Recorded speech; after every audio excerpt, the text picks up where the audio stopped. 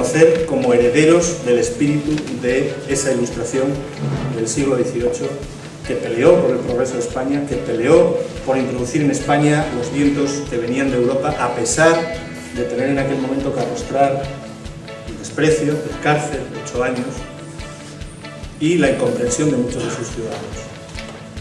Cerca del Museo Casa Natal de Jovellanos hay otro edificio que vosotros conocéis, que es el Instituto de Náutica, el Instituto Asturiano de Náutica y Mineralogía, el Instituto Jovellanos. Es el origen del Instituto Jovellanos en el cual muchos de los que estamos aquí estudiamos en algún momento. Y esa fue su principal obra. Fijaros qué diferencia entre esa obra y el anuncio del último debate del Estado de la Nación, ¿no? Qué gran diferencia. No tiene nada que ver esa obra, una obra que él creó tratando de introducir los aires nuevos que venían de Europa, y en la cual él se planteaba que los hijos de los ciudadanos japoneses deberían de darse un paseo por Europa, conocer las nuevas tendencias, las nuevas ideas, luego regresar aquí y estudiar en ese instituto que está ahí, y a continuación con eso promover el progreso y el desarrollo de su país.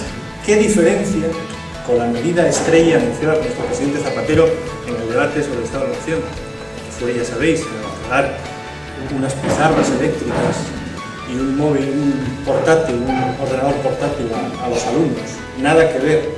Es la diferencia entre la política y la propaganda, entre las ideas y los fetiches. Esa es la diferencia. Nosotros somos herederos de la Ilustración, somos herederos de Jovellanos, y por eso queremos transmitir ideas. Queremos transmitir ideas y no queremos convertir la política en un fuego de artificio basado exclusivamente en la propaganda.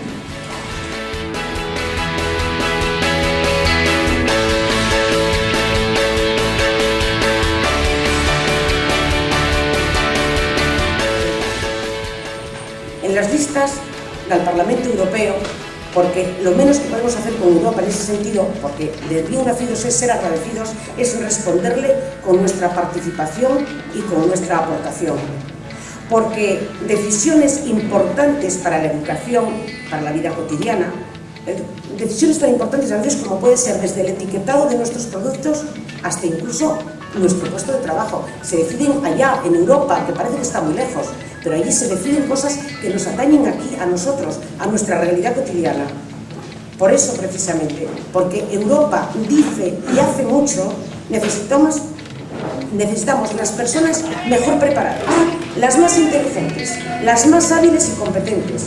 Necesitamos personas que defiendan con sentido de Estado y no partidista nuestros intereses.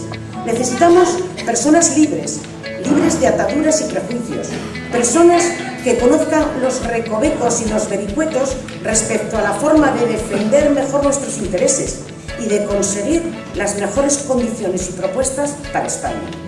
Y esas personas las presenta UPyD.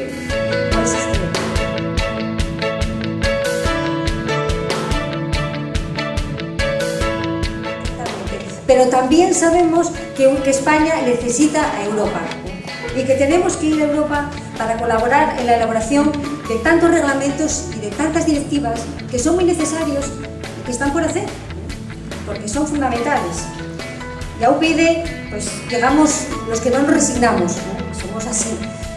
Por eso no conocemos el euroescepticismo y por eso cuando hablamos de políticas siempre hablamos de políticas de progreso. Porque en el Parlamento de la Unión Europea es donde se determinan pues, muchas de las directrices que luego conforman las leyes nacionales y que tienen mucho que ver con nuestras empresas, con nuestras carreteras, con la educación de nuestros hijos, con nuestra salud, ¿no? Con nuestros agricultores, ¿no? Que es un problema de ahora.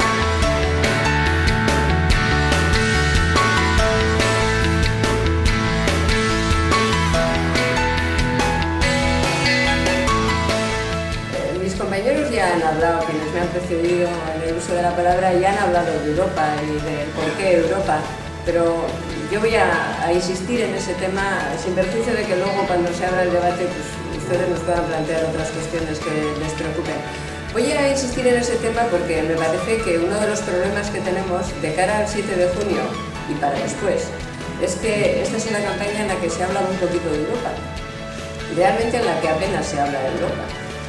El día 7 de junio va de que los ciudadanos españoles, junto con muchísimos ciudadanos del resto de Europa, que ese día también eligen a sus representantes para el Parlamento Europeo, elegimos a los 50 de España, hombres y mujeres, que nos van a representar en el Parlamento Europeo, con otros muchos diputados de otros países para configurar esa institución que se sigue llamando Parlamento Europeo y que cada vez es más un Parlamento Europeo.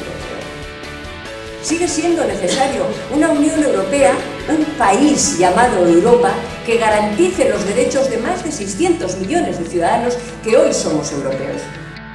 Los dos grandes retos del siglo, como les decía, para el mundo y desde luego para los europeos, son por una parte la inmigración y por otra parte la seguridad. La inmigración verdaderamente es un reto, no es un problema. Se convierte en un problema cuando no hacemos las cosas bien. Pero es un reto de este siglo respecto del que uno no puede mirar para otra parte, como si no existiera, pensando que si miramos para otra parte, pues igual pasa por delante. No, es un reto de este siglo al que tenemos que enfrentarnos para resolverlo correctamente. Y solo se puede resolver correctamente si somos capaces de tener una posición común también en esta materia. Una posición común que tenga en cuenta, antes de nada, cuántos podemos integrar. Integrar es integrar, no mandarles a guetos.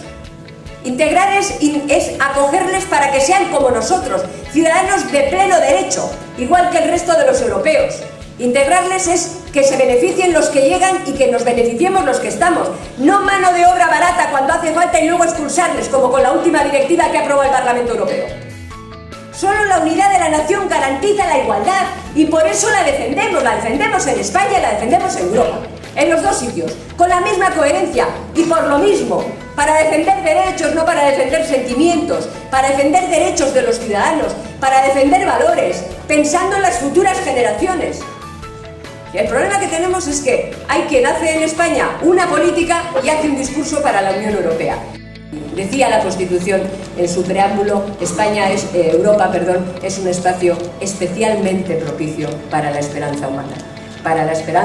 Para trabajar por eso, por los derechos humanos, por la democracia, por la consolidación de la democracia, por un futuro para las nuevas generaciones, porque seamos capaces de exportar democracia al mundo, de defender derechos humanos en el mundo. Para eso es para lo que hay que trabajar, para que Europa sea potente.